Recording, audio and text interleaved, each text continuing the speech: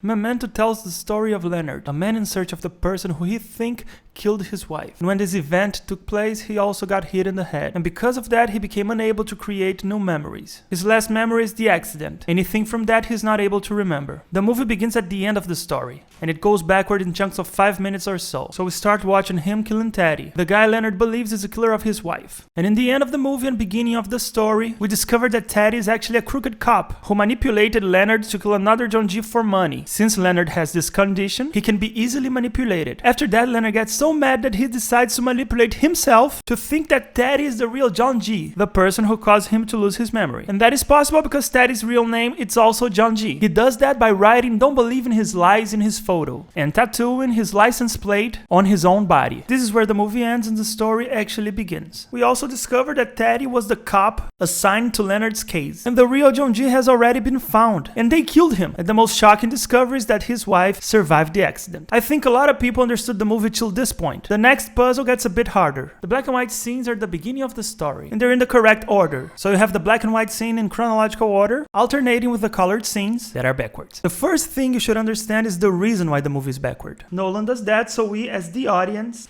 feel like Leonard, unable to make new memories. So when a scene starts and he doesn't know where he is or what he's doing, the audience also doesn't know what's happening. The most important part to understand the movies is the black and white part. When Leonard tells the story of Sammy, remember Sammy Jankis. That's the answer to the puzzle Nolan have created. There's no Sammy Jankis. Sammy is Leonard. The story of Sammy Jankis is Leonard's subconscious, remembering something really important after the accident. His wife survived the attack, and she took him to a bunch of doctors. And the conclusion was his condition were mental, not physical. And she really couldn't grasp this concept. And to test if he was really telling the truth, she ended her life by having him giving her countless insulin injections for her diabetes. That was so traumatic for Leonard that his subconscious remembered the story as happening to Sammy Jankis before the accident. That is the reason for the tattoo, remember Sammy Jankis. But as Ted put it, Sammy Jankis was a con man and didn't have a wife. So there was a Sammy before the accident, but a completely different one. Somehow Leonard was able to put the memory of what happened to his wife as a Sammy story. And when he tells Sammy's story, that's him conditioning himself to remember what really happened. I want to highlight this scene because Sammy becomes Leonard for a split of second. And in this scene, we see Leonard giving his wife an insulin shot.